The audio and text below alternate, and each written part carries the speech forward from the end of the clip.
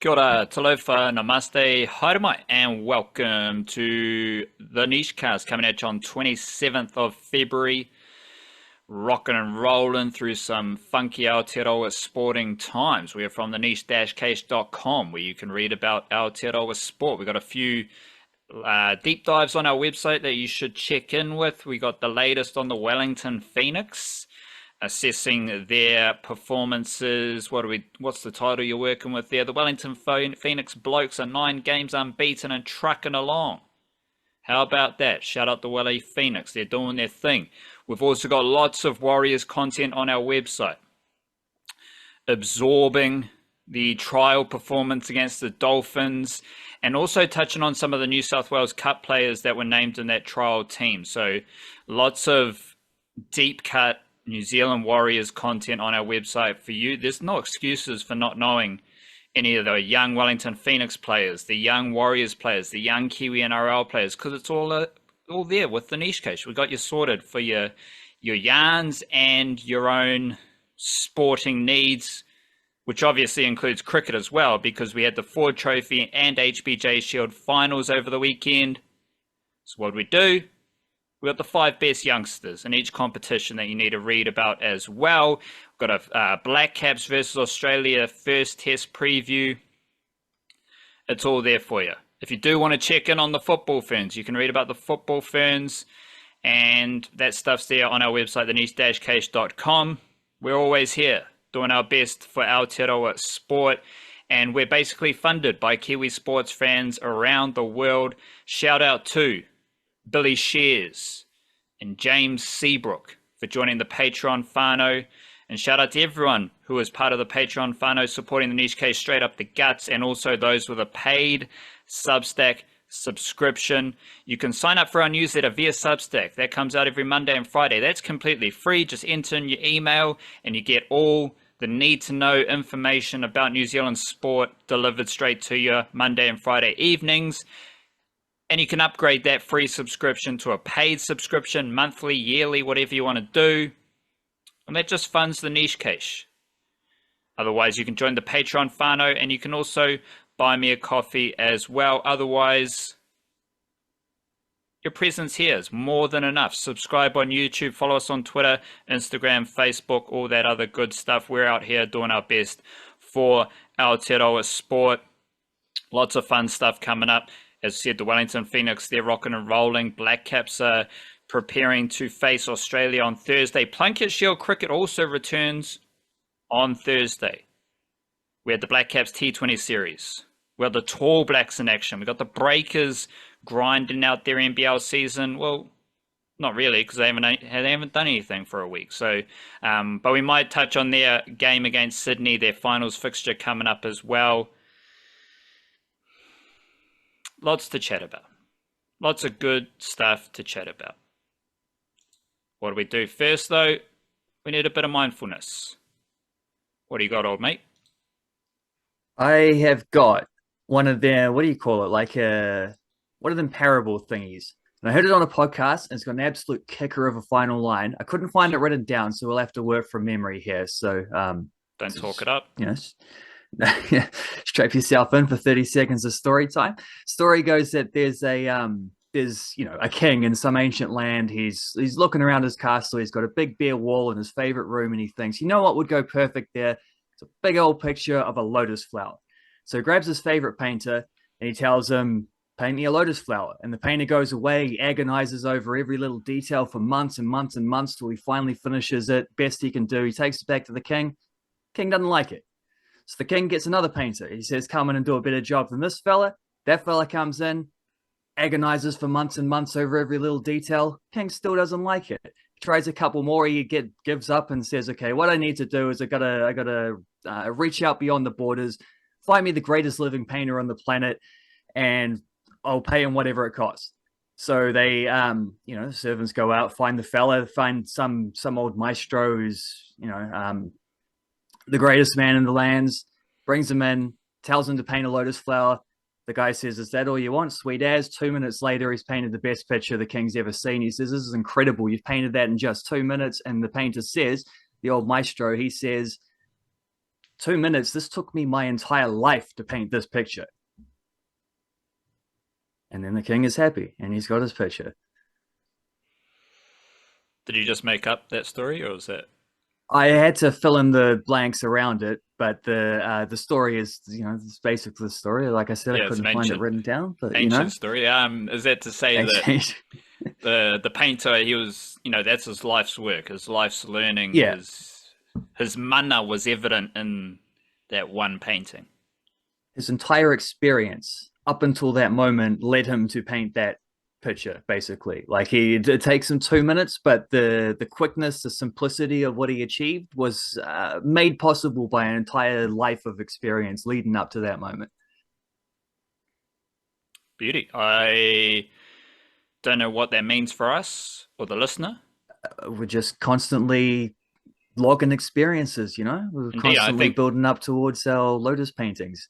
Yeah, we shouldn't overlook all the details and all the experiences that we do have, because they ultimately lead you to where you are now. And if you're exactly, that's probably the best place you can be, is right where you are right now.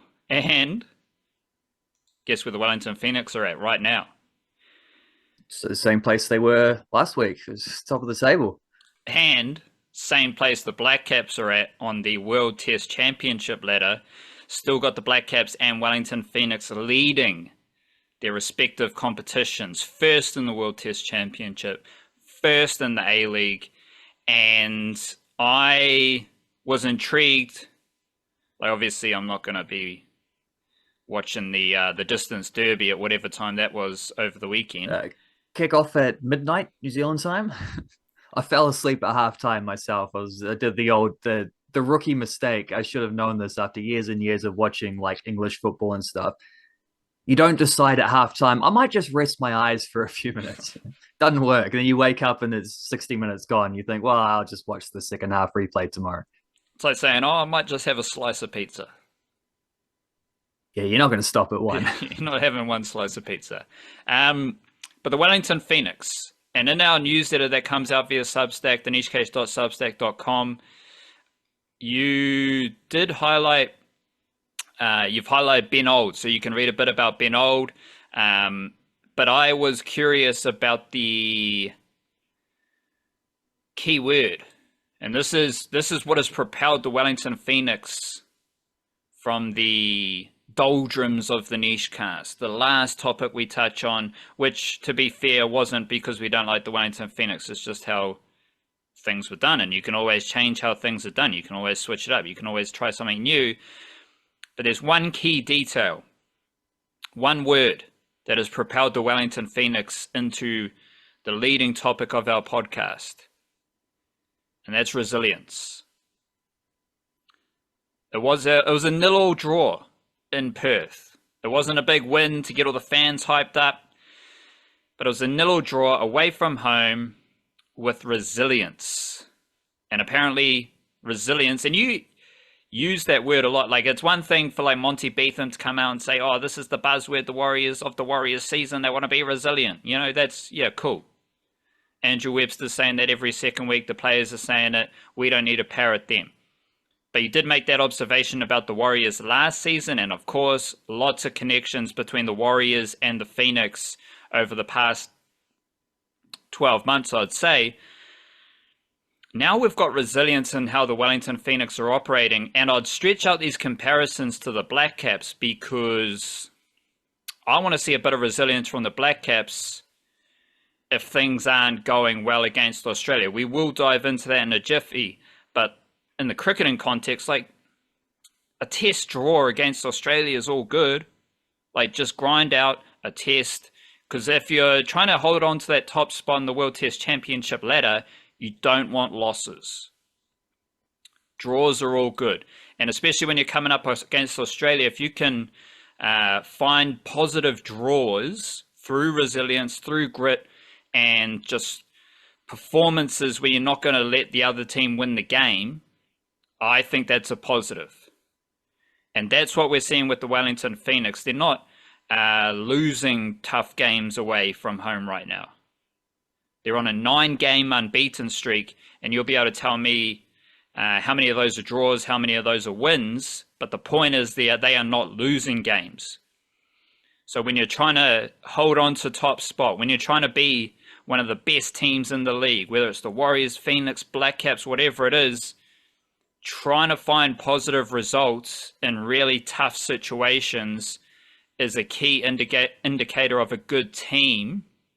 And I'm curious how that resilience or how those like gritty observations have developed for you when watching the Wellington Phoenix this season, especially compared to last season where I just remember being super down on their defense. Like their defense kind of sucked, but now they've got Chiefy in charge, and what like I'm just jabbering on here, but was this something that was evident from the start of the season, or has it grown on you and grown in the Wellington Phoenix performances kind of as they get more confidence, as they churn out good results throughout the season? Yeah, a little bit of both. I don't know at the start of the season if they could have got this kind of result in Perth where they just go over there and say, like, look, we're missing several key players, most of them attacking players and midfielders, and a couple others are coming back from injury, and we're just not near full strength, and it's a distance derby. It's as tough as it gets in terms of travel. And setting themselves up, not to where they were like, we only want a nil or draw, but setting themselves up to where the priority was to make sure we take care of the defensive side of things, and then we try sneak a goal to win it. They couldn't sneak a goal, but they had some chances in the second half, particularly after the imports came on. When they chucked on Zavada, when they chucked on Kraev, when they chucked on Houston Salas, the new Costa Rican fella. Then they started to create a few more things, which isn't surprising when you look at like their front three was to start with was Finn Conchi, Ben Old, and David Ball. It's like, probably not going to get a lot of goals from that, but you will get a lot of hard work and you will get a lot of like tracking back and good possession stuff. So they kept it close and then unleashed the guys and couldn't quite find a winner, but they didn't really look like conceding too often. It was a very good defensive display. And I don't know that's the kind of thing they could have done at the start of the season. But I will admit, like, it came a little bit at the expense of their attacking structures as well. Like, they also didn't have that many chances until the last half hour or whatever. And that was a little bit give and take. And it was because of the injury type things. But it's also like when you're a good team, when you're at the top of the table, as they are right now, and you're in these little tricky phases during the season, a point is fine. Like a point keeps things ticking over. To your question, I think it's 5 draws and 4 wins over the 9 games unbeaten that they are. So there have been a lot of draws. And I think of like that Central Coast game on Waitangi Day was very similar in that it was 2 good teams kind of settling for a point in which no one lost. It's actually probably more to what you're saying about the Blackcaps. A draw against a good team in the World Test Championship, they don't gain any points on you. You stay ahead of them, kind of thing. That's sort of what we got in that Waitangi Day game, which was similar. Like not a lot of chances for either team, nil draw, but kind of mutually beneficial. And I think it was mutually beneficial in Perth as well, because Perth have kept 1 clean sheet this season, and it was the game immediately after they played the Phoenix at the start of the year. And you remember Ollie Sale got dropped. And then the young fella comes in. I think Cameron Cook was their other goalie. He comes in, he keeps a clean sheet in the next game. They're like, sweet as, we're going to stick with this guy instead of Ollie Sale. And then that guy plays for a couple months and doesn't keep another clean sheet, concedes a bunch of goals. Eventually, Ollie Sale gets his chance back, and he's played well. Last he's been back for about 3 or 4 weeks. He's played quite well, and he had a good game again. He made 1 really good save off a Zavada header late on in that match, and that was his first clean sheet. So, doing the old boy a solid there as well. But Perth needed a good, strong defensive display as well. So I think you saw 2 teams that neither was quite willing to be as ambitious going forward as they ordinarily would. But again, that's fine for the Phoenix. And a tricky away fixture, you still get a point. You come back, try win your home games. There's a minor premiership on offer for them if they can keep up that rotation the rest of the way. It's not like there's a Sydney FC or a Melbourne City or Melbourne Victory just running away with the league stage. Like there's not. Those teams are all below the Phoenix. It's Central Coast are their best competitors. 2 teams from relatively smaller markets. So the Phoenix, I think, probably have the smallest market. I would imagine. if you count them as being from Wellington and not from all of New Zealand, so give or take.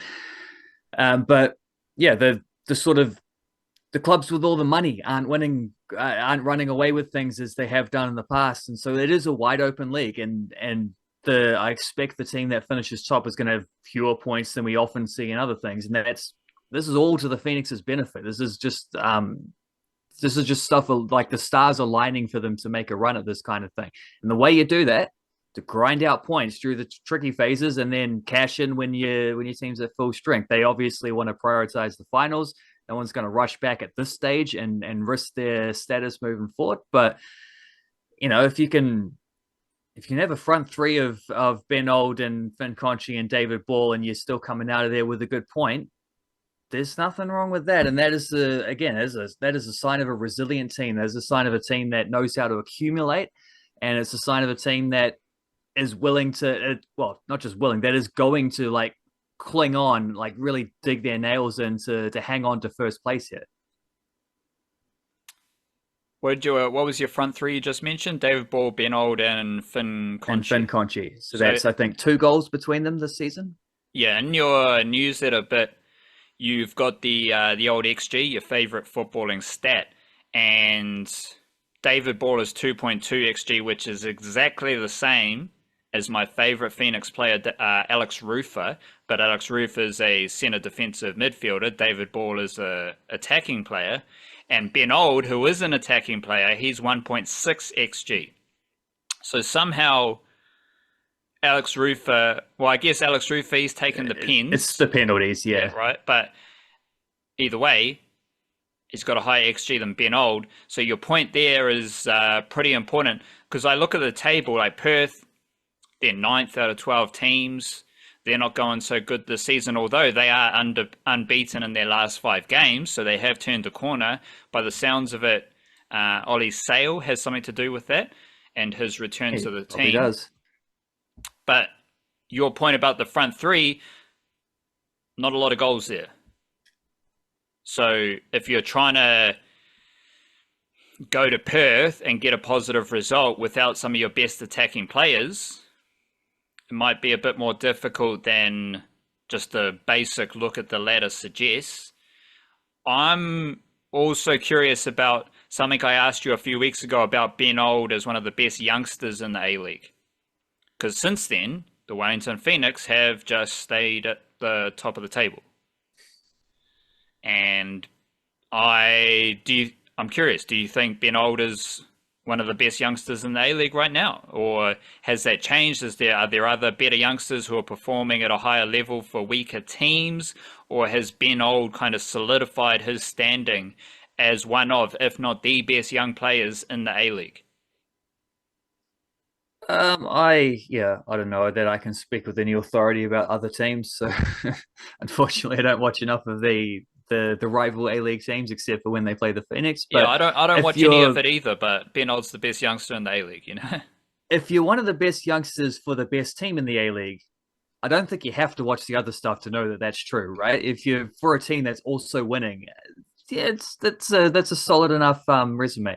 And I think Old's had a really good last couple of month or two, and it fills into what would he's battling through a couple injuries at times at the start of the season, and a little bit more recently. I think he had an ankle thing that he didn't really miss games, but he was playing through it. The type of player that he is as well is going to get a lot of knocks because he does draw contact. He wins a lot of fouls. I think he's the 4th most fouled player in the A-League, and he's not even played 60% of the minutes. Like, he's played a lot less than the guys who've been fouled more. So I imagine that if you balance it out per 90 minutes, he'd probably be near the top.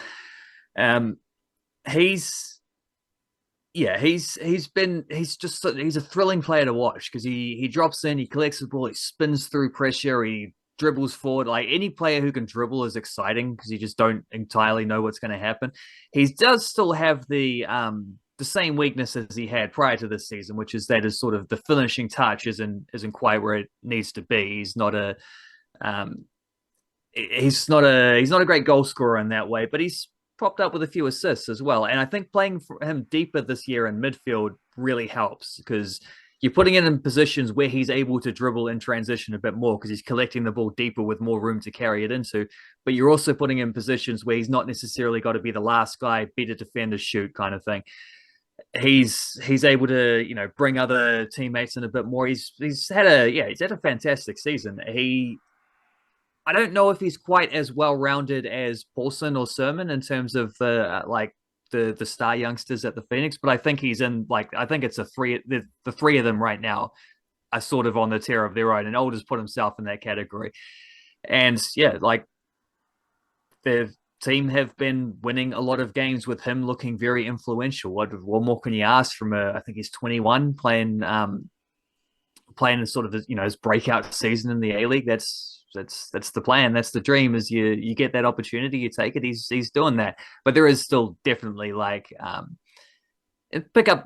Well, I don't think he needs to be a great goal scorer, especially not if he's playing as an attacking midfielder. If he's in the front three as a winger or a striker, then yeah, a bit more. You do need to be supplying a bit more of the last touch, but playing deeper, I think it's more about just overall goal contributions. He's got a couple goals. I think he's got 3 assists. So that's, 5 contributions this season. That's pretty good. He keeps that up. Bag a few more before the season is over.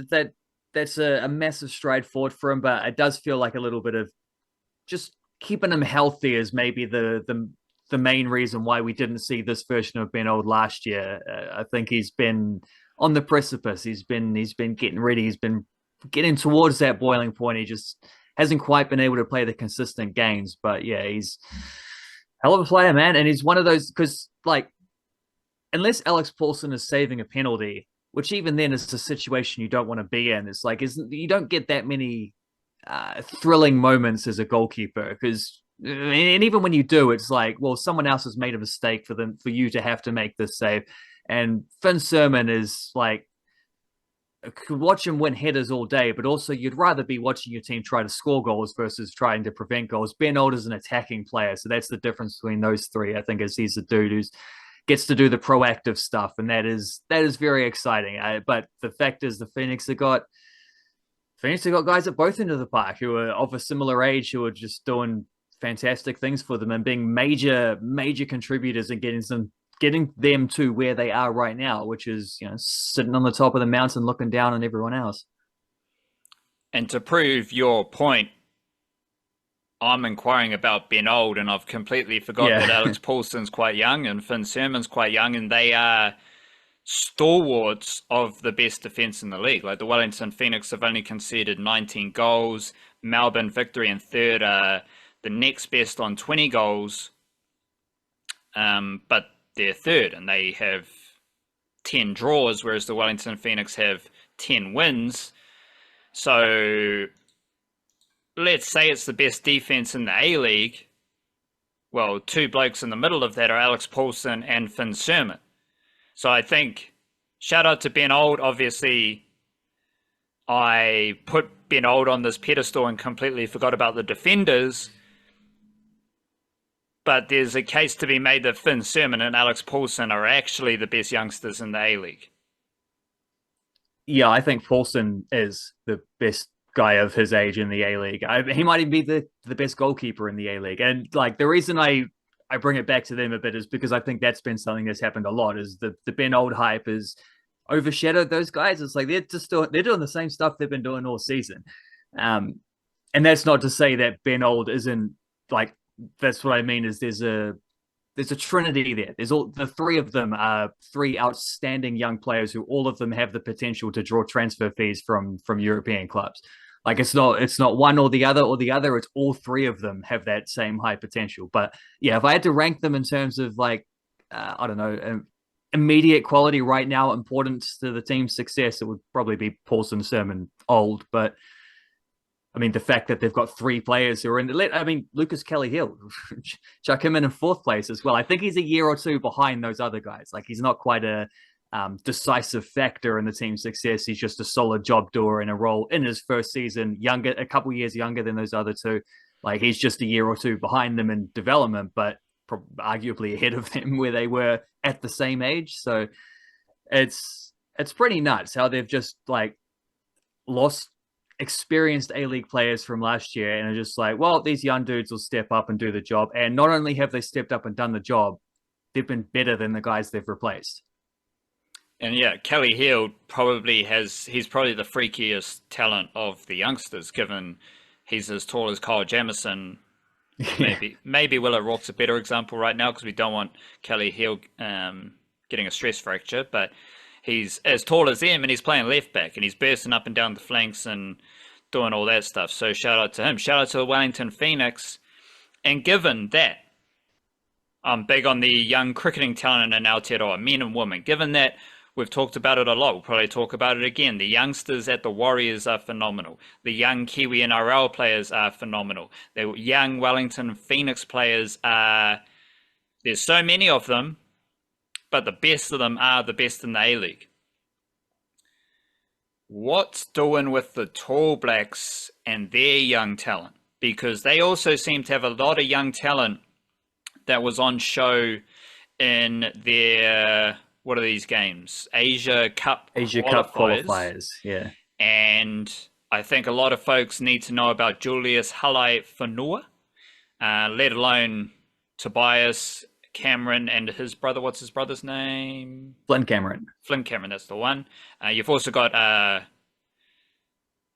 Phil Jones's son. Yeah. So take this young, freaky talent depth pocket and take it into the basketball ranks where the Tall Blacks are flexing that depth, flexing that young talent in their Asia Cup qualifiers. The Breakers also have their own trinity of Kiwi basketballers who are on the bench and don't play. But let's just focus on the Tall Blacks. What's been happening in their Asia Cup qualifiers, and is this part of like some NBL intrigue, given that the NBL is heading into finals, or NBL players who are still in finals, are they not playing for the Tall Blacks? That's why there's so many youngsters playing for the Tall Blacks. Yeah, mostly the latter, but there was a little bit of wiggle room involved because, like the players who were going to play big minutes, no, none of them were considered for these tours. This tour is just a sneaky fever window, a game away to Chinese Taipei, and then a game at home against Hong Kong. Like two very winnable games, regardless, as long as they picked something, as long as they picked decent professional players, it'd be fine, and they were, and both of those games are pretty handy. Victories, they, like Shayley wasn't there. I think Isaiah Liafa he seemed to be picked initially, but then he wasn't in the squad when they actually played. So I guess the Breakers making the playoffs ruled him out. Like none of the Perth dudes were involved. So the players who are going to play a key role in NBL playoffs, they weren't around. Finn Delaney, another one, obviously not considered. And then sort of the foreign pros, Isaac Fotu and some of those types, also not considered. So you do what you do and you pick a few young fellas and you, one or two vets, like Dion Brewster played these games. Apparently Dion Brewster had been working as an assistant coach with Paul Henare in Japan. So he's picked to play for the national team as a coach. I don't think he's retired, but it was sort of like this was the job that was available to him at the time. So he was sort of maybe semi-retired. He pops up to give some veteran leadership, and someone like Ethan Rusbatch, Jordan Arte played the first game, but not the second game. So some of these guys who are playing, who have played NBL in the past, but now are sort of more in the Kiwi leagues, filling things out like that. But then around them, you pick some of these... You pick some of the kids, you pick some of the guys who aren't necessarily ever going to who aren't necessarily going to make a Tall Black squad or even maybe an extended squad right now if everyone's available. But it's like the Blackcaps playing a random T20 series in Bangladesh or something where they send the second 11. It's like, well, here's our opportunity to blood, like, I don't know, Adi Ashok or Ben Lister. That wasn't Bangladesh, was it? I think that was UAE where they gave those guys a go. Like it's that type of thing. So yeah, Tobias Cameron got to make a debut in the series. He played quite nicely. brother Flynn Cameron, who does get a few minutes for, sort of plays about 10 minutes a game for Melbourne United, but I expect that'll shrink coming into finals when they, tighten the rotation. He popped up for the second game, so he didn't travel, but he came for the game in Auckland, and yeah, I think that was probably a nice little bargaining thing. It probably helps that his dad's the coach, but that was one of the coolest parts of that was you got the two Cameron brothers playing for the national team together with the dad as coach, alongside Hayden Jones, who's the son of Phil Jones, as you say. Phil Jones and Pero Cameron being two of the stars from the 2002 World Cup. And now 22 years later, their sons are playing alongside each other. Hayden Jones is deeper on the depth charts. I think he's only 17 years old. He's sort of excelled for age grade size. He's a bit of a combo guard, maybe not quite the shooter that his dad was, but maybe a bit more of a playmaker, ball handler. So he gets this opportunity, which otherwise would never have come around to him. And then Julius Halaifanua as well, also I think 17 years old, and part of the NBA Global Academy that trains in Australia. So he's the only New Zealander who's in that kind of who's in that system right now. A few others that go around. I think they do like trial matches or things like this. There are others who have gone in and out of things like that, but he's the guy who got who's full time within that, and he has. He's 7-footer with Polynesian background, so we're going to hear this a lot. But he really does have a Steven Adams type skill set. Like he's a great rebounder, knows how to use his size well, but he also moves quite well with his feet. And don't know if he's got a jump shot, but I'm sure he works on that at the academy. Didn't see a lot of that, but he did see some solid like defensive pressure, good effort at both ends, and great size. Like he's 7 foot tall, like 17 years old. That dude has potential. And yeah, if he gets into sort of the wider NBA draft realms, we're going to hear the Steven Adams comparison a lot with him. But he's potentially the top male prospect we have right now. And he's already been fast-tracked in to get some, with his development to get in some Tall Black stuff. So that's what the Tall Blacks have been up to. Just quickly with Halaifanua, is he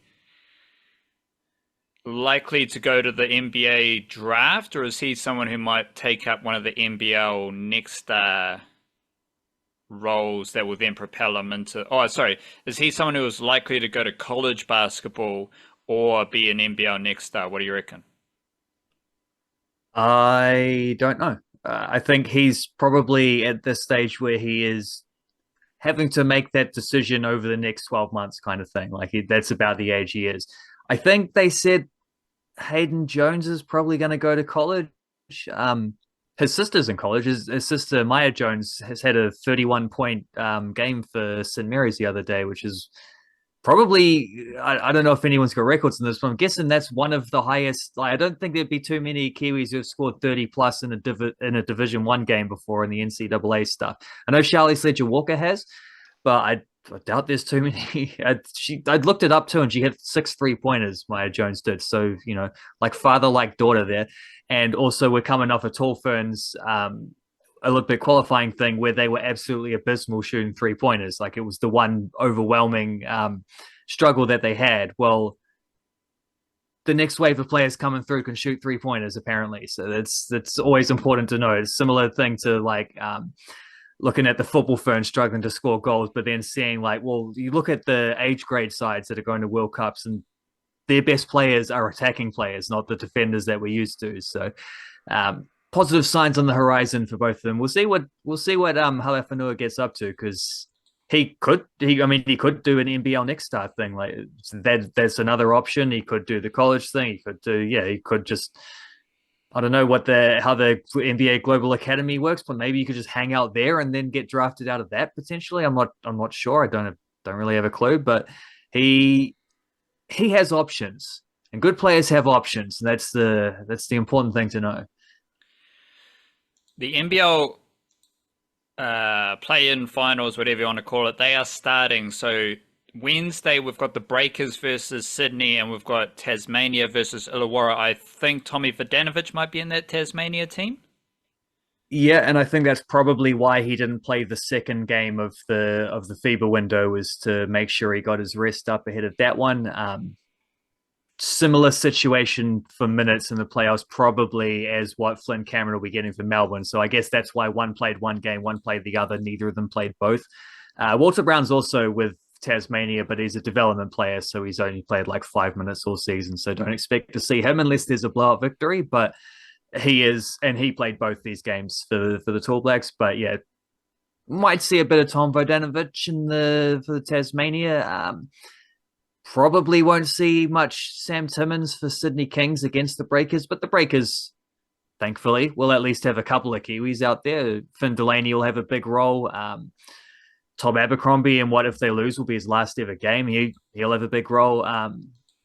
And Isaiah Liafa, of course, but also Dan Fotu, who was probably the most, might have been the most prominent player of the NBL guys who have played both of these games for the Tall Blacks and did well. Like he got double digits in both matches. He's good solid efforts, and he's a guy who, of all the fellas who don't quite get enough minutes for the Breakers that we've talked about, Dan Fotu is a guy who seems like he could actually contribute something pretty helpful for them if he got a bit more of an opportunity. Like I think he's ready for that next step. It just, roster being what it is this season for the Breakers, it hasn't come quite around for him yet. But who knows? Maybe there'll be an injury in the playoffs and he'll step up and do something amazing, and then that'll be it.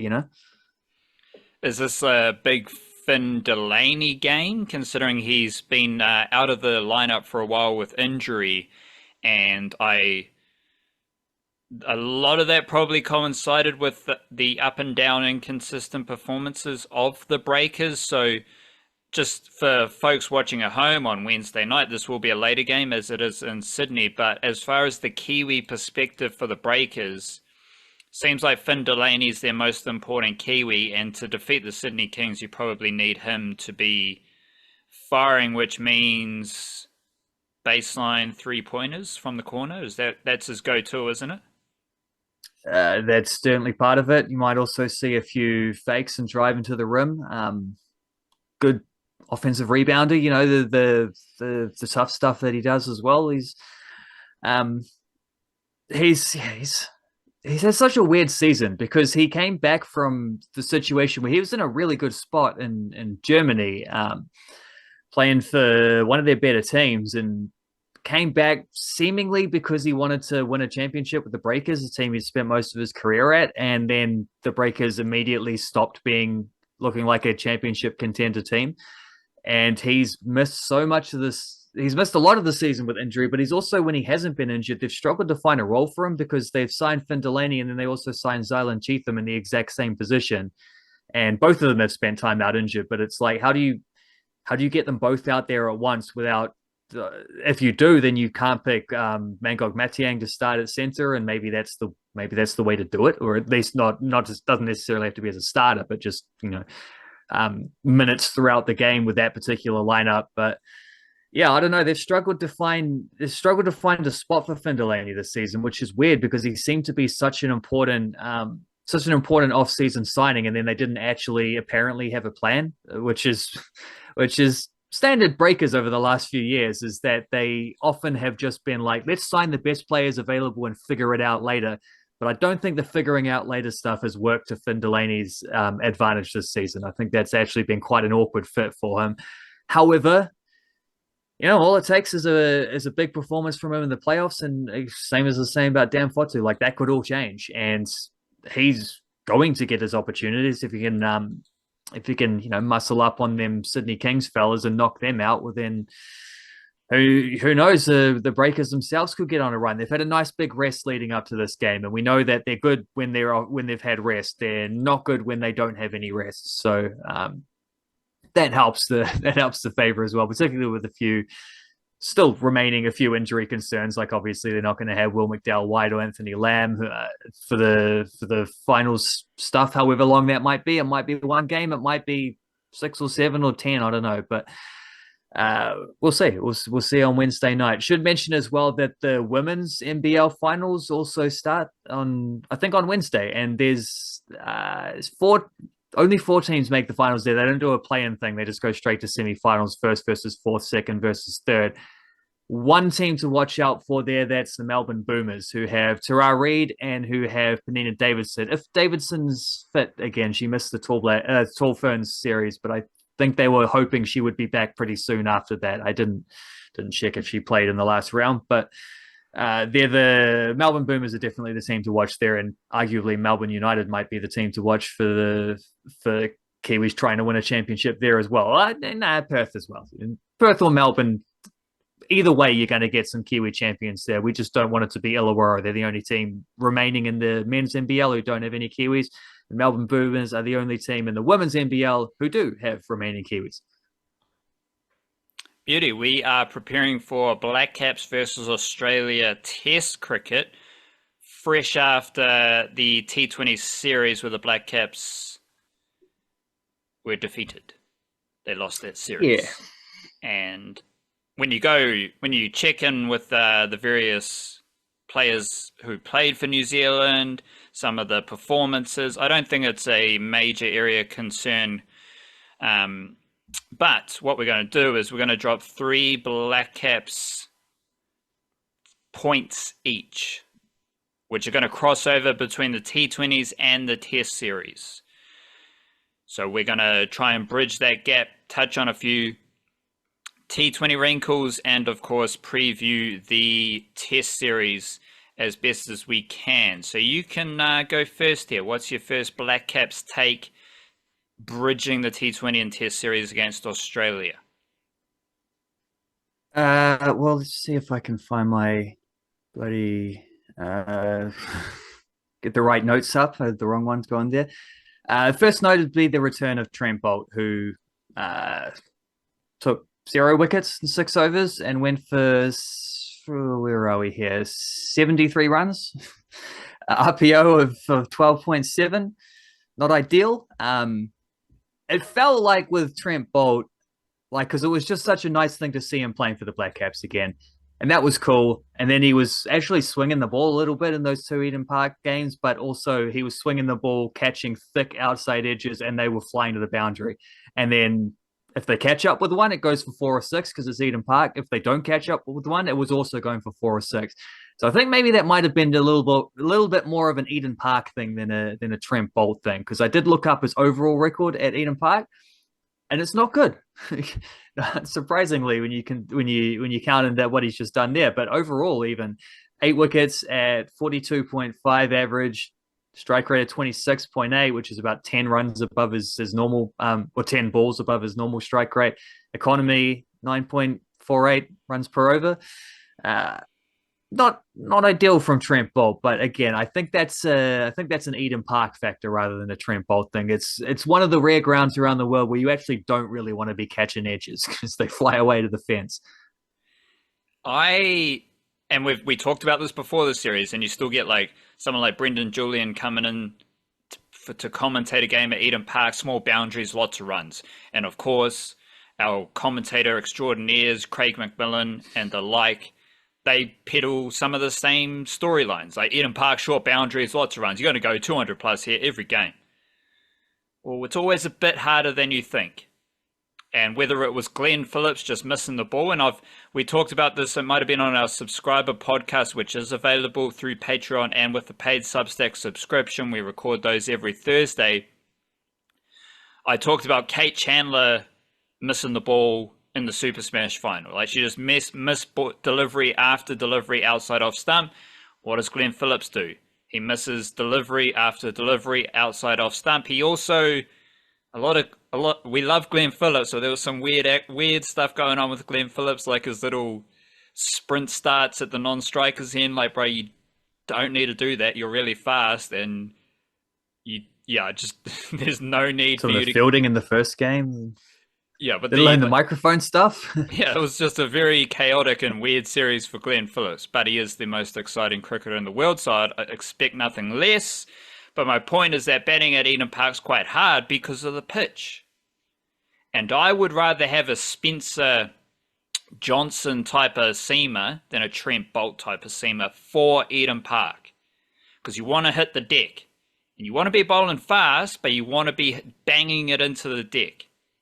Whereas Trent Bolt, he's more of a along the pitch, getting the swing, and that's why you catch the outside edges, because he's pitching it up, he's looking for the swing. But whether it's Ben Sears, whether it's any other seamer you like it at Eden Park, you want to hit the deck, because the bounces are pretty funky, you get good pace, but there's always a bit of extra just weird stuff happening with the pitch. So it's always something to keep in mind when you are playing at Eden Park. You went with Trent Bolt. Trent Bolt is the most expensive T20 bowler for the Blackcaps this year. My take here is that Lockie Ferguson, he was the most impressive Blackcap in the whole series against Australia. He was the only Blackcaps bowler conceding less than 8 runs and over, and he conceded 5.7 runs and over. No, sorry, these are T20 stats this year. Sorry.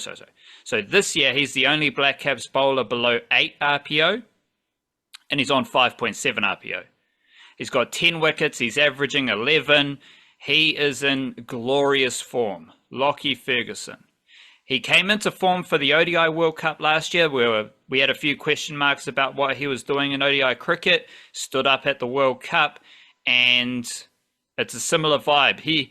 5 games in 2023, 3 wickets at an average of 57, RPO of 10.6.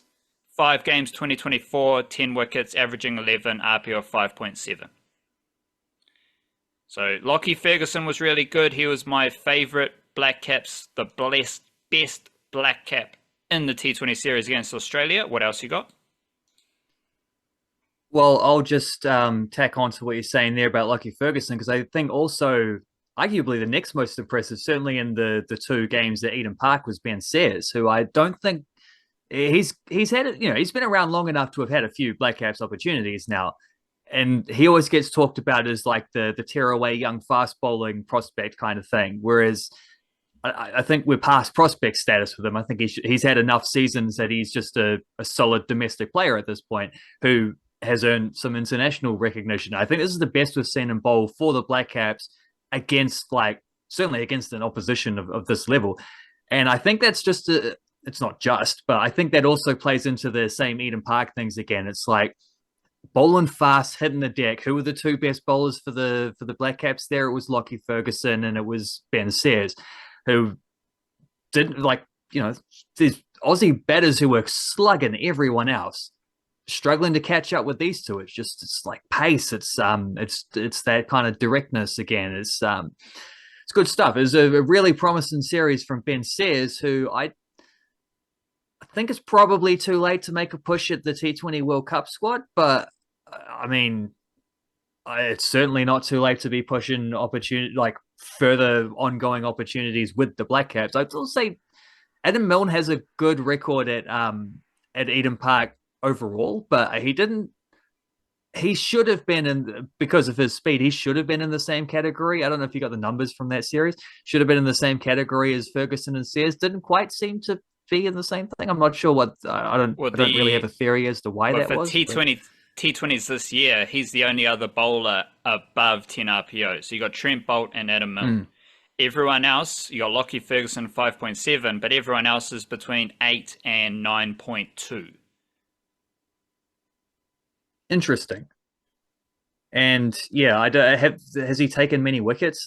He's the leading wicket taker, so he's got 11 wickets. Okay. And it's quite crazy because he's conceding 11 runs and over, but his average is 22.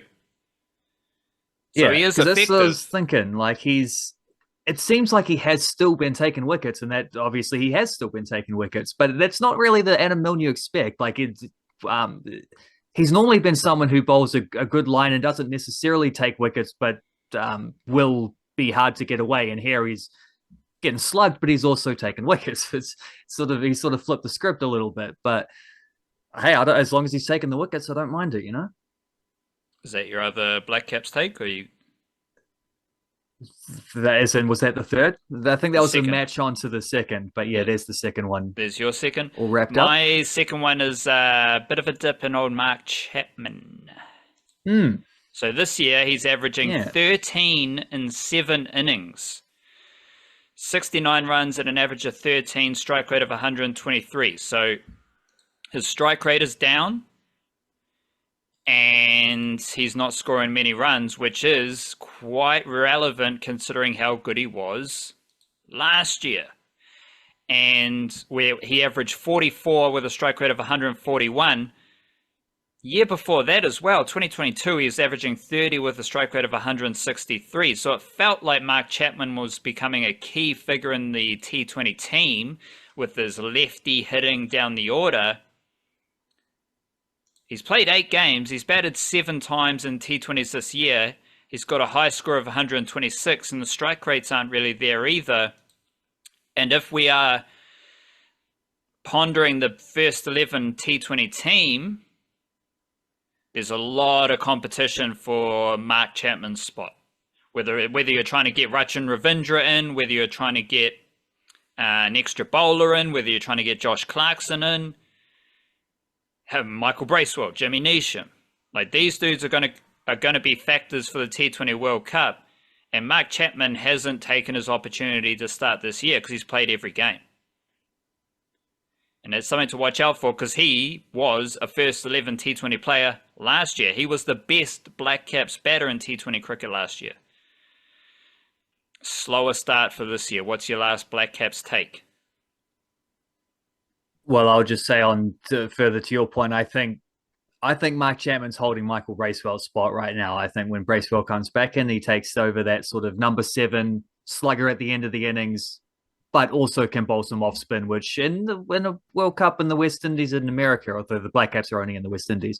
So in the West Indies, I think that's very helpful. I don't think people got to not sleep on Michael Bracewell. I think he's a genuine first 11 possibility for that World Cup. Yeah, but we can't sleep on Mark Chapman, the bowler, though. Like, Mark Chapman, he's going to bowl, isn't he? Like, he bowls a lot for the Blackcaps. He hasn't bowled Ever a since delivery. Gavin Larson told him to bowl more, He hasn't bowled a delivery this year, and he bowled 1 over last year. So since 2017, Mark Chapman has bowled 4 overs in T20 cricket. So don't worry about Mark Chapman bowling. He's just the batter at this stage. What's your last Blackcaps take? Last Blackcaps take is just New Zealand's record against Australia in general, because we've lost all 3 games, T20s there against them. We've played 19 T20s against them and have 5 wins. Most recent win was actually the last time we played them before the series was in Sydney, but that was a White Fern sweep there. I think they'd already lost the series, but they won the last game. It gets worse the longer the format.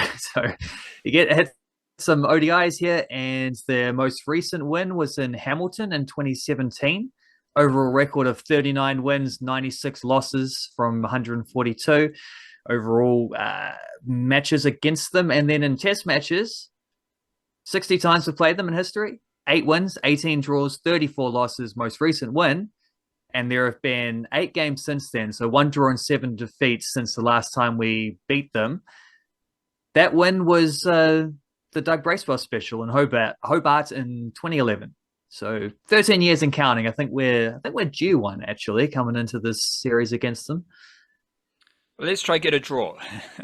Let's at least get a draw, because Let's go the opposite of baseball and day. just try get a draw. My last Blackcaps take here is that there is a large hole in the Blackcaps batting unit. And that large hole is Devon Conway and Tom Blundell.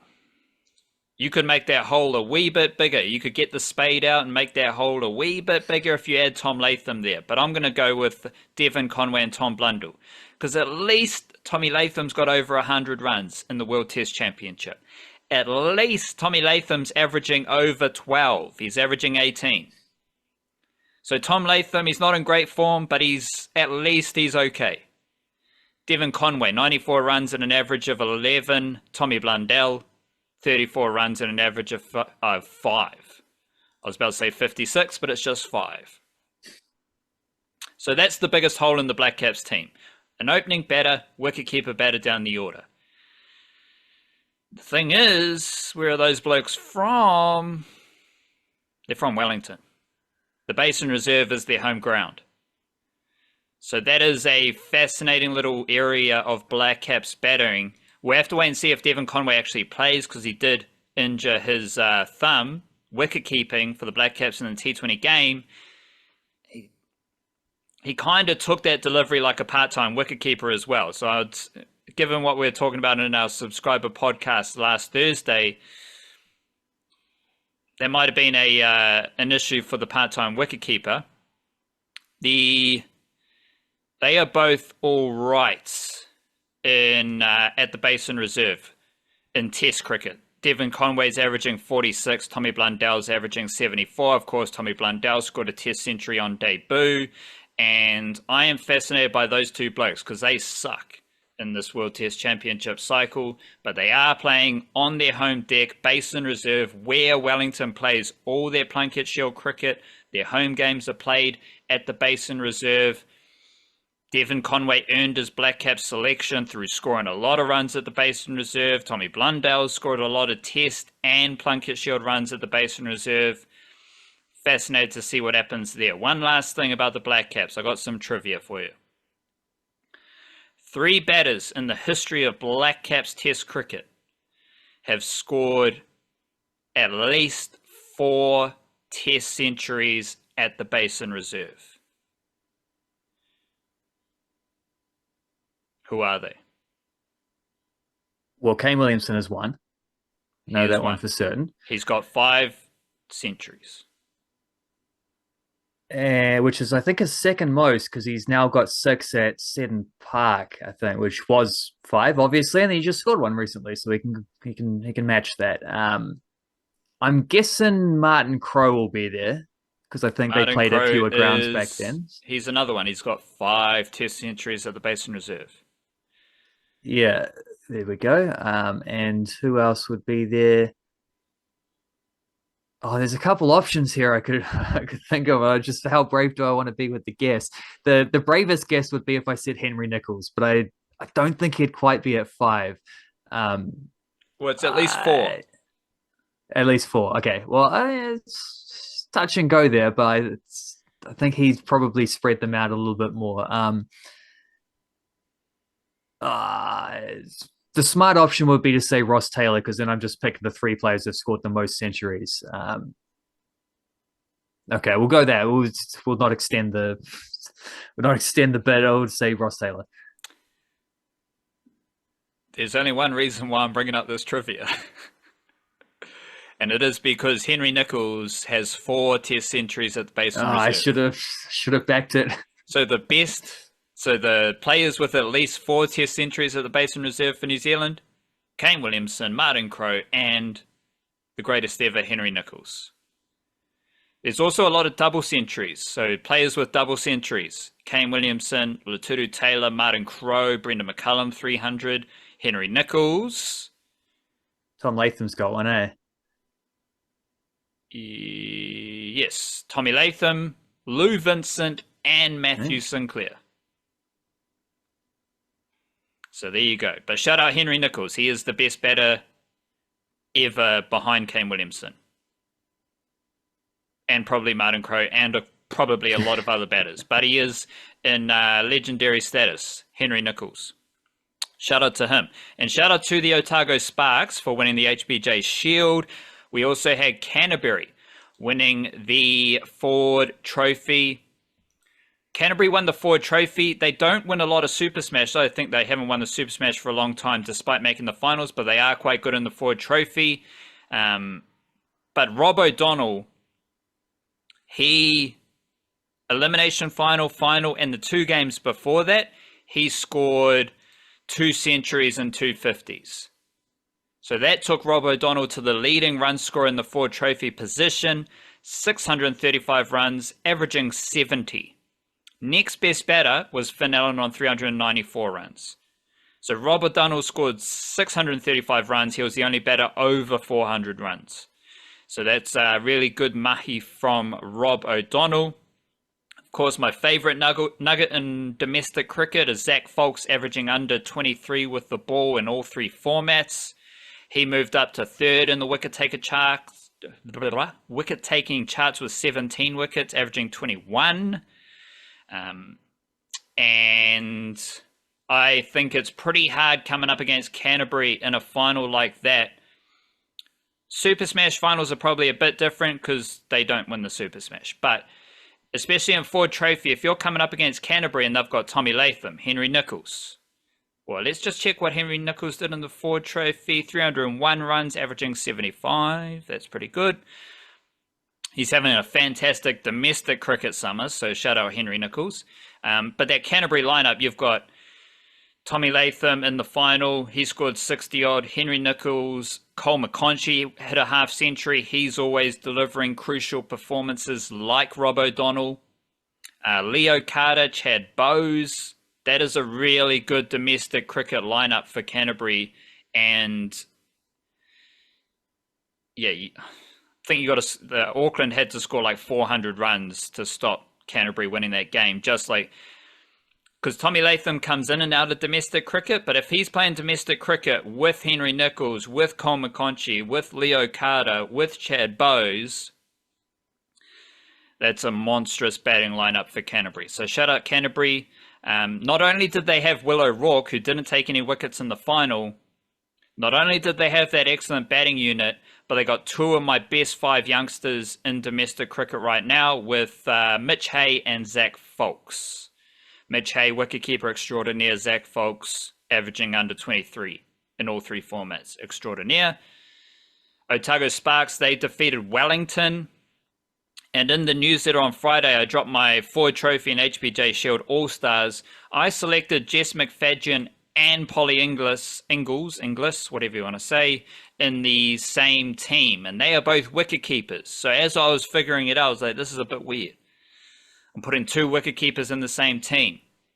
But then Jess McFadden scored, I think she scored a 60 odd in the final for Wellington, and she finishes as the leading run scorer in HBJ Shield, 390 runs, averaging 43. She was one of 4 batters to score a century, along with Georgia Plymouth, Saffron Wilson for Otago, and Brooke Halliday with Auckland. Who's second for runs is Polly Inglis, wicketkeeper for Otago. She had a crucial knock in the final as well with the 30-odd not out in a very strong Otago batting performance. And that Otago team, like, they scored a lot of runs around Susie Bates. So Saffron Wilson scored a century earlier in the season. Caitlin Blakely scored a 50 in the final. Olivia Gain hit 42 runs at a strike rate of 110 in the final. But with Gain, Ingles, Felicity Robertson, Caitlin Blakely, Bella James, Saffron Wilson, Susie Bates didn't actually have to do a whole lot. So shout out to the Otago Sparks batting unit and their bowling unit, which featured Emma Black, 24 wickets this season and at an average of 11. 24 wickets. Next best was Kaylee Knight on 18 wickets. Emma Black has been a really solid domestic seamer for a long time. She is only 22 years old, and she is a dominant figure in domestic cricket for the Otago Sparks. So I think she's the next up seamer for the White Ferns, to be honest. She got called into a squad a few summers ago, and now she's out here dominating the HBJ Shield in a championship season for the Otago Sparks. I'm also always impressed by Zara Jetley. She took a couple wickets in that final, finished 4th for HBJ Shield wickets, and of course Eden Carson's fantastic. So that's the Otago Sparks, HBJ Shield champions.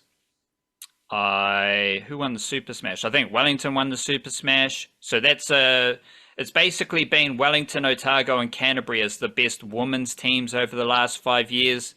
Men's cricket is a bit more volatile, but the Auckland, I think, won the Super Smash. The Super Smash final was an Auckland versus Canterbury final that was rain affected. And then they had a re-up with the Ford Trophy final down in Canterbury because the Super Smash final was at Eden Park. Go down to Canterbury for the Ford Trophy final. Canterbury gets some revenge with a Ford Trophy championship there. And of course, Plunket Shield cricket starts on Thursday along with the Blackcaps test against Australia. So Auckland won the men's Super Smash Wellington won the Women's Super Smash, Otago won the HBJ, and Canterbury won the Ford Trophy. So we've got 4 different franchises having won a title this season. So I guess it's ND versus CD to see who can win the Plunket Shield, I suppose. And one of them's going to miss out at least. Well, let's just check in with the ladder then. Let's while we're here, let's just figure out who's going to do what in the Plunket Shield. Northern Districts are first, Wellington, Central Districts, Canterbury, Otago, Auckland. So Otago and Auckland haven't won a game in the Plunket Shield. They've got 3 losses. Northern Districts have 3 wins. Wellington and Central have 2 wins. Canterbury have a win, a loss, and 2 draws. So Northern Districts have a fancy old lead. So they're out front, but we'll see how that goes in the return. Shall we remind some folks of the best players in Plunket Shield while we are here? You can go through the Niche Cache archives. We've got the Plunket Shield First Stanza All-Stars, Emerging All-Stars, got the best 5 youngsters in HBJ Shield and Ford Trophy as well. Leading wicket taker in the Plunket Shield, Scott Kugelheim. And then you've got Nathan Smith and Jacob Duffy, Christian Clark. Christian Clark was the leading wicket taker in the Ford Trophy. Even though Northern Districts didn't play any finals game, he still finished as the leading wicket taker. So that's a fair reflection of the best seamers. In fact, if you go deeper, it continues, because you've got Scott Kugelheim, Nathan Smith, Jacob Duffy, Christian Clark, Ray Toole, really promising lefty coming out of CD, Brett Hampton, Doug Bracewell, Zach Foulkes. And anyone keeping track here, Zach Foulkes, he's averaging 18 with the ball in Plunket Shield. And the Kugelheim stuff is relevant because he is in the test squad to face Australia, and him and O'Rourke were the best bowlers for New Zealand A against Australia A across 2 unofficial test series and the one day as they played as well. Leading run scorers in the Plunket Shield, Sean Solier, Henry Nicholls. Henry Nicholls is averaging 78 in the Plunket Shield. He's the only player with 2 centuries, although Sean Solier does have a double century. Then you got Nick Kelly, Gareth Severin. He's a really impressive youngster with Wellington. He is 4th for runs in the Plunket Shield. Then you go Joe Carter, Dale Phillips, Nick Greenwood, Greg Hay, Max Chu, and Mitch Hay. Mitch Hay averaging 41. So is a good mix of really solid domestic cricketers. Basically, the best cricketers are the best players in the Plunket Shield. But then you've also got that young funk sprinkled in, Gareth Severin with the bat, Zach Foulkes with the ball, Christian Clark with the ball, Ray Toole with the ball as well. So lots of exciting stuff coming out with the Plunket Shield starting on Thursday as well. And there's also, that's the same day as the first test, isn't it, against Australia? We're back into Red Bull stuff. But there's also this, the women, because they don't have a 4-day competition, but they do seem to be having this North Island versus South Island series thing. What is that? Well, it's a couple of games of cricket. They played it last year as well, T20s North Island versus South Island, so they're playing 3 games. It's good cricket. It's good to have those teams playing cricket, but as we know about the White Ferns, selectors for the White Ferns don't care about domestic cricket, so they don't care about these games. So none of what is going to happen in these T20 games will probably matter for White Ferns selections, and that's just not in the case of selecting players who perform. It's the favored White Ferns, especially younger White Ferns who don't perform. It doesn't matter because they keep getting selected. So like Emma Black, leading wicket taker in the HBJ Shield, she's a fantastic T20 bowler as well. She might dominate all 3 of these games, but she won't get a look in because that's just what the White Ferns do. So it'll be fun. This series will be fun. It'll be another addition to the domestic cricket schedule for the women. But as far as White Fern selection goes, we have been told time and time again that domestic cricket does not matter for White Fern selections based on the actions of White Fern's selectors. The NRL season starts this weekend, and we're recording this episode on the Tuesday. So the teams for this round's action will be dropped after we record this podcast, but we will be talking a lot of teamless stuff on our subscriber podcast on Thursday, as well as maybe some Blackcaps cricket and flying Kiwis, as we usually do. So once again, if you're enjoying this, make sure you support us on Patreon or with a paid Substack subscription. And then we drop a second podcast for the week on Patreon and Substack, which we record on Thursday. The Warriors will be playing the Sharks, and they had a decent performance against the Dolphins. Don't care about the result, but the performance was rather impressive from the Warriors. I'm just enjoying a lot of the similar stuff we saw last year. So the same kind of shapes, the same tactics, the same use of players. It's all there. It's all crystallizing as we start the season. And I'm sure they'll be ready to go against the Sharks. I think Wade Egan is the most important player for the Warriors. And that was the crux of my yarn after the game against the Dolphins that you can read about on our website, thenews-case.com. I think everything starts with Wade Egan. We saw the signs last season with a lot of his passing out of dummy half. That's why I started the Wade Egan passing mixtape, because it's funky.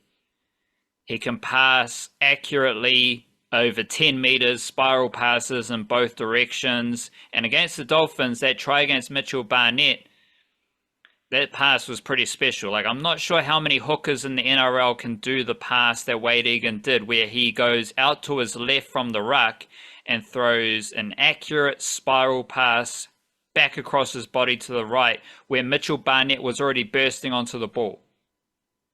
So the fact that Barnett was bursting onto the ball tells you that Wade Egan knew what was happening, even though he was moving out to the left. And he kind of threw the pass blind straight into the breadbasket of Mitchell Barnett, who went over and scored a try.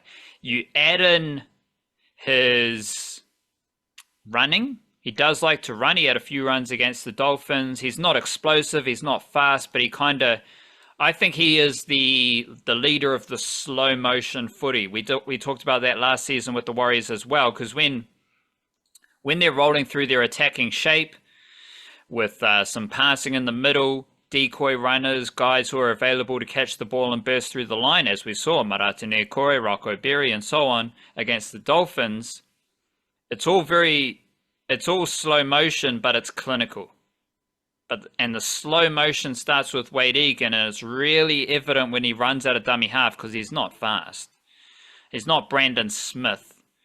I'd say he's not even Harry Grant, but he makes meters. He kind of floats between defenders, and that involves the attacking shape around him, the decoys he's got around him, and even it might have been the Marcelo Montoya try on the left side of the field. That started with Wade Egan firing a pass from dummy half, where he threw the pass behind a decoy runner. It might have been Tuivasa Sheck, which is a pretty decent decoy runner. And then Luke Metcalf got the ball straight off Wade Egan. So it's just a very simple shape that led directly to a try, and it starts with Wade Egan. I think he's one of the most underrated players in the NRL, one of the best hookers in the NRL. He's a super tough dude. And that flows into how the Warriors might build out their top 17. We're only a few hours before the team list drops on Team List Tuesday. And I think Andrew Webster's going to select Freddie Lussick as dummy half cover on the bench, because Wade Egan usually has some sort of niggle. Like, he's so tough. He's so involved defensively. He's always around the ball in attack. I think you need dummy half cover there, and Freddie Lussick is the best dummy half cover you can have on the bench. And that is amplified by how tight Andrew Webster has that forward pack rotation. You've got the 5 starters: Harris, Fanua Blake, Barnett, Jackson Ford, Kirk Capewell. You've got those 5 starters, and then the other 2 dudes you need to worry about Dylan Walker, and Marata Niukore. So you got 5 starters, 2 bench players. That's a tight 7 for the Warriors forward pack. Those dudes are going to play most of the minutes. The starters play big minutes. Obviously, the edge forwards are 80-minute lads. Mitchell Barnett plays big minutes. Fanua Blake plays big minutes. And obviously, Tohu Harris loves to play big minutes as well. So then you're only looking for contributions from Dylan Walker and Niukore. Niukore can cover edge, so he's very valuable there, but I think he's going to play through the middle for most of his opportunities. So there's only like one bench spot up for grabs if you are selecting Freddie Lussick. So all these dudes like Bunty Afoa, Tom Ale, Jazz Tavanga, there's one dude who might be selected out of those 3. And that's a really good sign of Warriors' depth, as well as learning from Andrew Webster and how he operated last year, how he's operating to start this season. I think he likes to rely heavily on a few core lads, and those lads are the tight 7 that I listed. There is an opportunity to get a little bit funky, though, because I think Ali Leotawa is pretty good. He's decent. Like all these youngsters across Aotearoa Sport, Ali Leotawa is quite good. Very robust, very powerful, and this is a bit crazy. I don't think this is going to happen, but I can see a situation where he's on the bench because he offers the outside back cover that I think a lot of NRL teams may use on their bench this season, considering the concussions, the injuries, suspensions, yellow cards, whatever it is. Having an outside back on your bench is useful. Of course, the Warriors can absorb it if they go near Corey. He might be able to play center, whatever. Like, there's all sorts of ways you can manage it. Dylan Walker also spent minutes in the trial against the Dolphins at edge forward. So he was playing left edge in the second half. So again, that adds to his value off the bench because he can, we've seen him play middle forward for the Warriors. We've seen him play a bit of dummy half. We've seen him play in the halves. He's already played edge forward in a trial. He can genuinely play every position on a rugby league field. And that's what makes him so useful for the Warriors. So that's why he's going to be on the bench. But it's just something funky because I think Leotawa, not only can he cover the outside backs, but he's just so energetic, so powerful, and so he's the vigor that he plays with.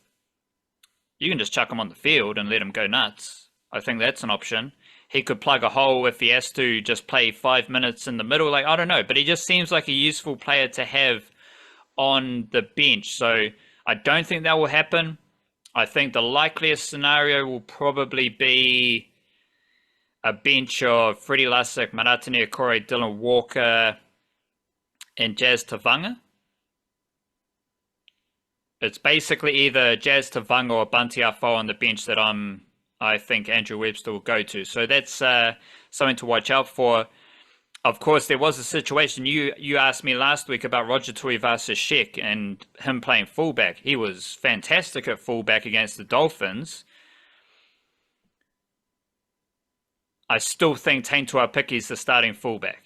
And this is so close to Teamless Tuesday that it's a bit iffy to, come out with certainty about how the teams might be named. But everything about Webster's operation tells me that Tuau Piki will be the fullback. And his combinations with Wade Egan around the ruck are going to be really interesting because the more Tuau Piki and Shanstuku Klokstad play with Wade Egan, the better those combinations will be. And I think the Tuivasa-Sheck situation that you want is him one-on-one out on the edge. He will take a lot of runs in the middle, but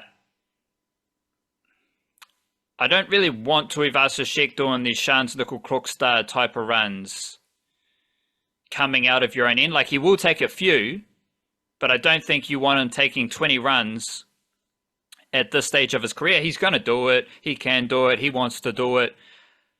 But I don't think he is that kind of Dylan Edwards, Nickel Klokstad fullback right now. Taintua Piki isn't either, but Taintua Piki does have speed and zip to get around defenders in the middle. The situation that I'm thinking about with Tuivasa-Sheck is him one-on-one out on an edge. because you're not going to tackle him. Like, centers are going to struggle to get two hands on him with the footwork that he has. He has the best footwork we've ever seen on a rugby field. Rugby union, rugby league, it's Tuivasa-Sheck. He is the big stepper. And having him one-on-one out on an edge is going to be absolutely ridiculous. He can pop up anywhere else. He will take a lot of runs through the middle, but with Nickel Clockstar out, Taintua Piki starting at fullback in the Dolphins trial, I think he'll start at fullback against the Sharks, and the thing to watch out for Tuivasa-Sheck out on that edge is one-on-one situations. Because, again, Andrew Webb's the coach. He's going to give Tuivasa-Sheck early ball. There's going to be plays where it's just a little bit of shape, and the shape is strictly designed to get Tuivasa-Sheck early ball. One-on-one. It might be early in the set. It might be midfield. It might be going down to the opposition end. Regardless of where it is, if he's one-on-one, you're going to struggle to tackle him, and that opens up a lot of opportunities for the winger, blokes inside him, and so on. And what do you know? He's good at rugby league. He's good at footy. Like, I don't think anyone should have been surprised by how Tuivasa-Sheck is performing, given who he is, what he means to Aotearoa footy, rugby league, rugby union. And another weird thing that I have been thinking about is, because I wrote, it was a few years ago, I think it was still when Tuivasa-Sheck was at the Warriors, maybe just after he left, but there was a situation where you had Adam Pompey, Viliami Vailea, and Rocco Berry competing for centre roles. All three of them played first 15 rugby. Vailea came from Tonga. He played for Aorere College first 15. Rocco Berry. So Vailea and Berry didn't play any league at school, just first 15. Rocco Berry was at St. Pat's Silverstream in Wellington. Adam Pompey was playing first 15 for Wesley College, a bit of the league, and he was also in the Roosters system. So he's flying over to play for the Roosters junior teams. Vailea's gone. Tuivasa-Sheck's come back to league, and Leotawa's come up through the Warriors system. Nothing's changed. Leotawa, he played first 15 for King's College while also being a rugby league junior. Tuivasa-Sheck, he was playing first 15 rugby for Otahuhu College. He was, New Zealand schoolboys rugby union player before dabbling in league with Otahuhu College and moving over to the Roosters. So it's like some of the personnel has changed, but nothing has changed about how funky that situation is with the centers, with the first 15 background, and the different roles they play.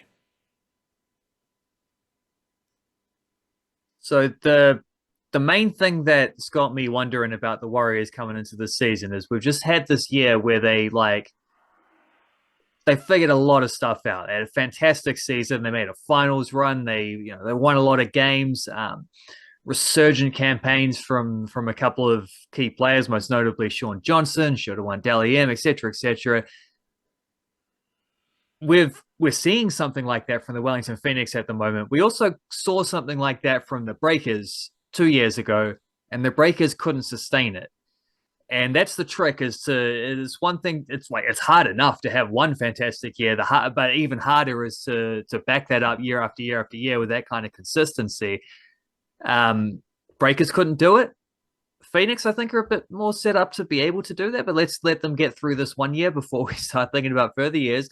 Warriors are coming into that second year where it's like, okay, they've proven themselves. Now they got to back that up. What are the areas you see in there where they can find improvement from what they did last year? Like the places where they can pick things up and take this to another level.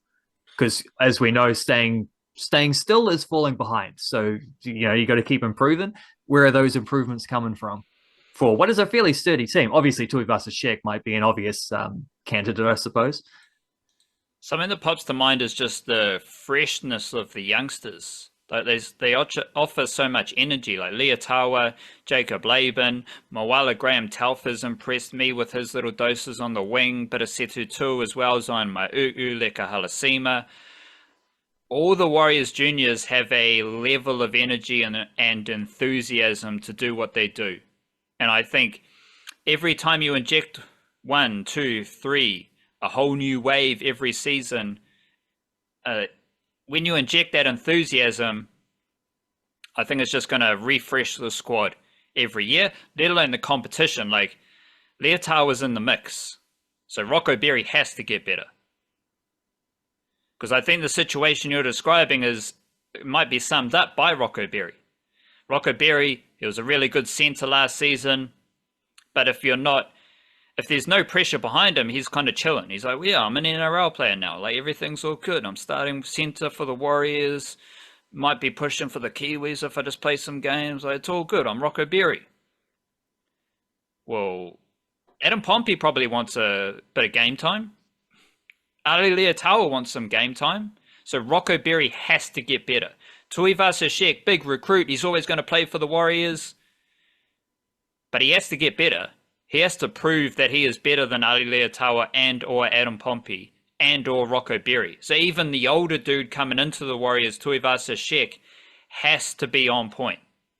So I think that's really important, is just that competition for spots, and not only the competition for spots because the juniors are really good, but the juniors really care.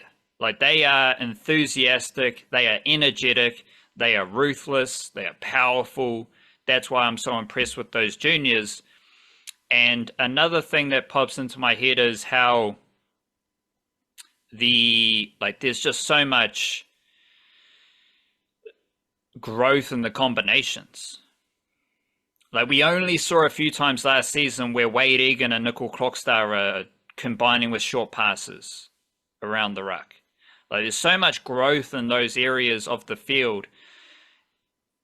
And now you've got a second season with Luke Metcalf, Sean Johnson, Tamari Martins, again, competing for spots. There's competition. So Sean Johnson, legend of the Warriors, legend of Aotearoa Rugby League, he's got to be playing his best footy, because there's other dudes who want game time. Like, Tamari Martin might not even be top 17 to start the season. He wants game time.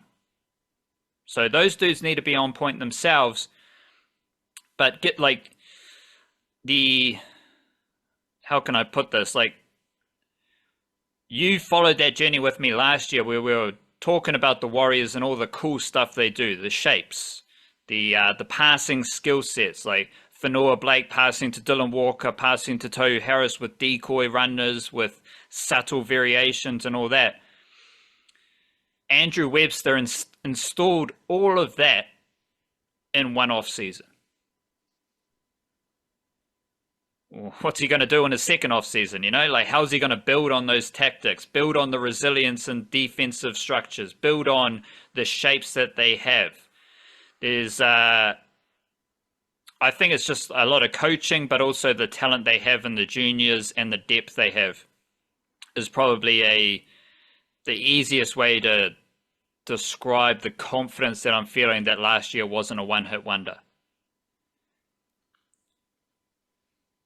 Yeah, there's when you get those quick turnarounds with coaches, this is my theory anyway, there's a couple different ways that happens. And sometimes it's just a coach who comes in and brings the vibes and gets everyone fresh and playing with the right attitude.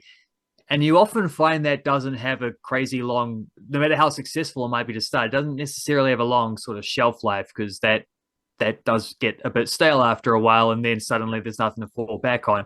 You also get these coaches who have these, every coach has to do the vibe stuff, but then you also get these other ones who have these tactical wrinkles as well.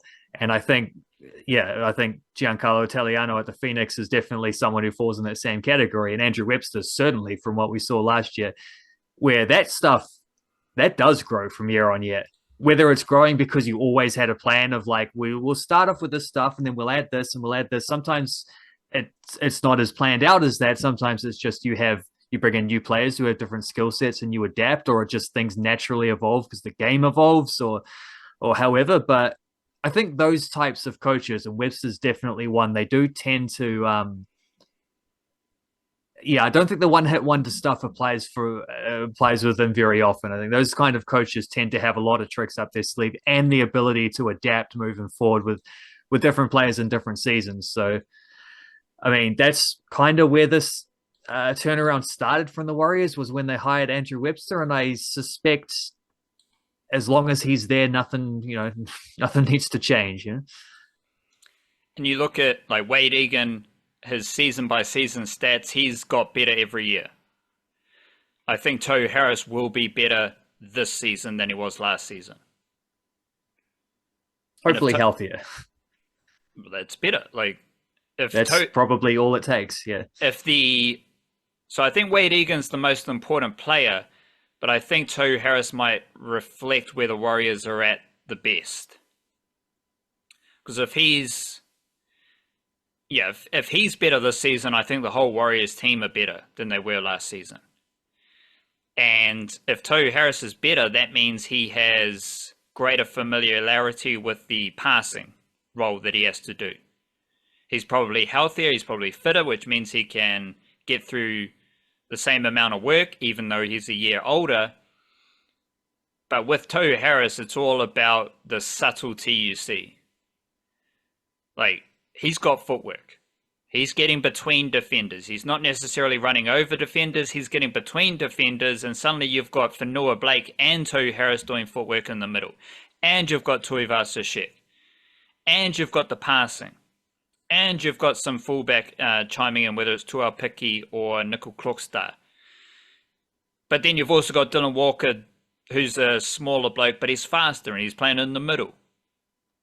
Like, there's so many signs that the Warriors can build on last season, just in like how many different styles of players they have to tackle. And if it's not the tackling, you've got to make the right decisions with all the shape and all the passing.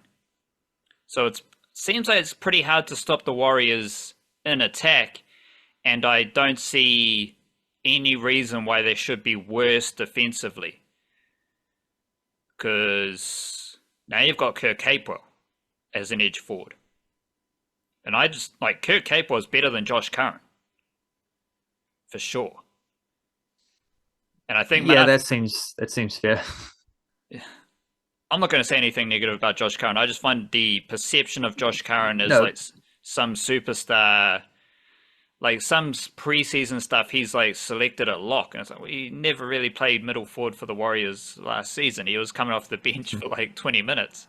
I think Marata Niukore is a better bench player than Josh Curran. He's far more robust through the middle, and he can do that job on the edge. So, there's a lot to like, but it will be a pretty tough matchup against the Sharks. It is at home, Mount Smart Stadium. Obviously fascinated to see what happens. There was like a New South Wales Cup trial for the Warriors, and I will... How about this for a nugget? Because Luke Hanson was starting halfback for the New South Wales Cup Warriors. But there was also a story about the Warriors signing Wade Egan's younger brother. Let me find his name quickly. I think it's Talon Egan. He is a half. From Australia, obviously. So the Warriors, to start 2024, they have 3 halves from Australia who are under 21s. The Warriors, I don't think the Warriors have ever recruited a young half from Australia. Now they have 3 halves who are under 21s from Australia. And they're not like crap. Jesse Sorich is playing pretty well in SG Ball. He's always in those highlights, throwing good passes, helping his team out. I'd imagine the Warriors signed Talon Egan because he's good. I don't think they signed him because he sucks and he's Wade Egan's brother. And Luke Hanson, he might be the starting half for round 1 New South Wales Cup while he's still Jersey Flag eligible. From the Panthers, said it all summer. So the Warriors... You've got the full NRL stuff. We've got, obviously, I'm really hyped about the juniors, the local juniors, and generally just hyped about the state of rugby league in Aotearoa. There's so much talent. There's so much talent that the Aussies don't even know what's coming. They don't even know how, like, the Kiwi-NRL juniors are infiltrating the Aussie systems. You look at the Bulldogs are rolling out SG Ball, Jersey Flag, like SG Ball teams, Harold Matthews teams, Jersey Flag squads with plenty of Kiwi-NRL juniors. But you look at the Bulldogs NRL team, they're basically all no players from Aotearoa. But beneath that radar, there's so many Kiwi-NRL juniors doing their thing. And obviously I'm high on the talent coming out of Aotearoa. But if you're just looking at the NRL stuff, you don't know the Warriors are recruiting good halves from Australia who want to come to New Zealand and play for the Warriors. That seems like a notable addition to what the Warriors are building. You got Andrew McFadden, you got Andrew Webster, they're doing good stuff. And I trust the two Andys. Like, I'm all in on trusting the two Andys with what they're doing. You could argue that why are they recruiting young Aussie halves? What about the guys from New Zealand? You know? We need more New Zealand players. Well, we're not the Breakers, we're not that bad yet. But they obviously see a need, but even that, when they see a need, SG Ball Team, you've got Maui Winatana Patalasio from Wellington. He's the half with Jesse Sorich. He's from Wellington, New Zealand. The Harold Matthews team, they got two halves from New Zealand. Like, there's halves from New Zealand in the Warriors system competing with Luke Hansen, Jesse Sorich, and Talon Egan as well. When the Jersey Flag team is named, whenever that starts, which is under 21s, one half might be from New Zealand, the other half might be Talon Egan from Australia. Like, it's not like there's just Australian halves taking over the Warriors system because there's no Kiwi halves. No, there's Kiwi halves in each of those teams, but they are also able to recruit good juniors from Australia using their connections. Wade Egan's younger brother. Luke Hansen's from the Panthers, where he would have known of Andrew Webster, who was at the Panthers as well. Like, they're using these connections to sign players who suit a need for the Warriors. And I think that's something I've never seen before. Like, no, there's all this idea, oh, we need to pay overs to get Aussie players to come to New Zealand. Well, the Warriors have just signed 3 under-21 halves from Australia who want to come to the Warriors and want to come to New Zealand. You're not paying overs for them. Like, you're hooking them up, you're putting them in housing, you're, giving them some sort of junior contract and all of that stuff. But you don't need to pay overs. You just let your reputation, you let the connections speak for themselves. And I don't know, there's so many different ways to say there's something significant happening here. The funkiest way to say it is there are 3 halves from Australia who are all under 21 years of age who have signed with the Warriors. That seems absolutely ridiculous given where we've been with the Warriors curse, and everything that goes into Warriors footy. Here we are in 2024, and it's pretty interesting. Been a while since we talked about the Warriors curse, so I wonder if that's one of those things that gets passed along to someone else. Like, maybe the Breakers have got it now because the Warriors have shed it, or I don't know. The idea of being able to recruit these dudes, though, is seeing a need, getting ahead of what that says to me is, like, this is a team that has things in order. Like, this is a team that is organized enough that they can think ahead and plan 2, 3, 4 waves down the line of what their first team might look like in the future. And you only get to think about the 4th wave down the line if your 3rd wave's in a decent spot, which is only if your 2nd wave, and then to even begin thinking at all about, like, how you're going to organize, like, what sort of needs do we have, how are we going to organize these youth players down the line. You have to have a good idea of where your first team is at and what type of players you want progressing into that, and the types, style of footy you're going to play, and all this stuff. And a lot of teams don't have that. Like, a lot of teams are still just trying to figure out, throwing mud at the wall and seeing what sticks with their first team, and reactive decisions there. Warriors are proactive 3 or 4 generations down the line, or seasons down the line, and that's a well-organized team. There's only a few of those there are others, definitely, but there's only a few of those in the NRL that are that organized, that they're that far ahead of things. And the Warriors didn't used to be that, and now they are that. To my point, Cassius Cowley was named in the New South Wales Cup team that had a trial game against Counties Manukau.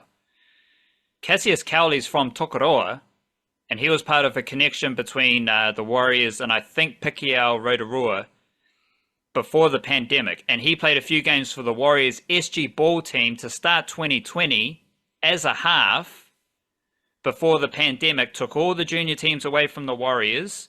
So that meant less juniors had opportunities with the Warriors, so Cassius Cowley goes to Australia.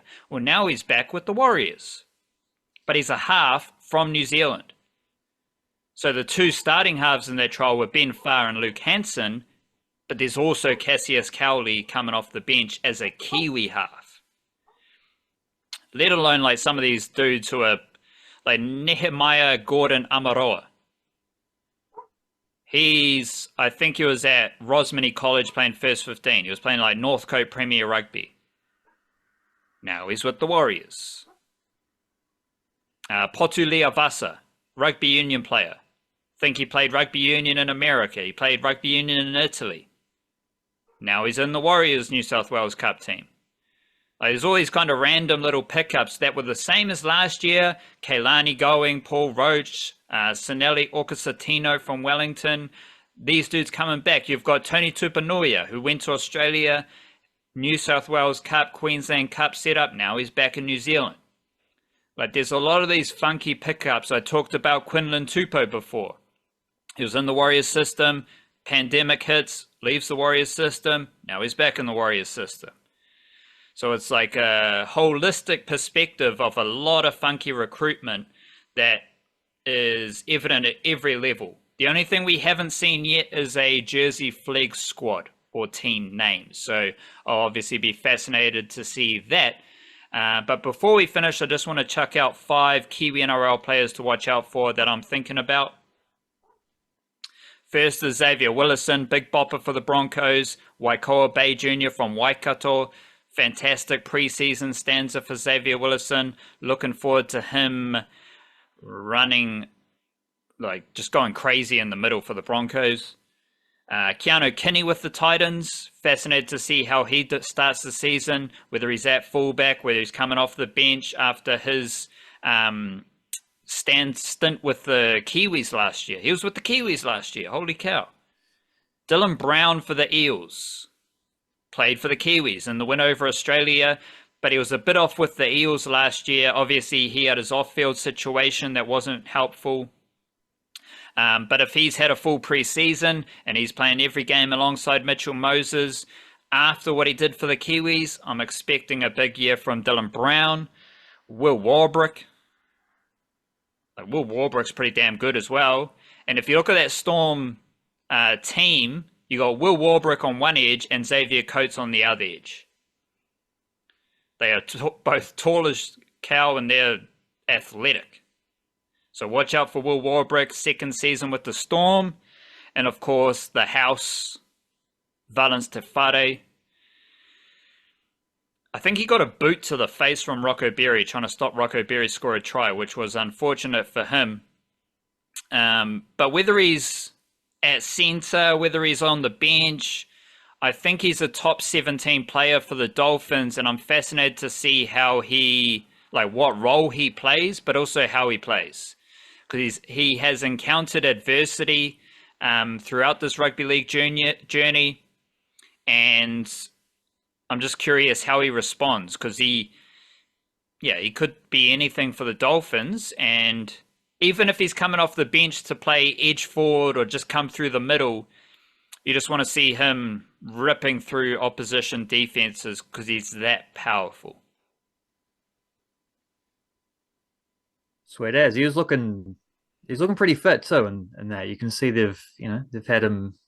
He's had a busy off season coming in, and that's what you want to see. Good motivated player. I didn't even realize week 1 was coming up this soon, but I'm excited for it now. We just had a bunch of rugby league chat, and here we go. Booyakasha. That is the niche cast. Big up yourself. Love yourself. Kia kaha. Stay beautiful. Church.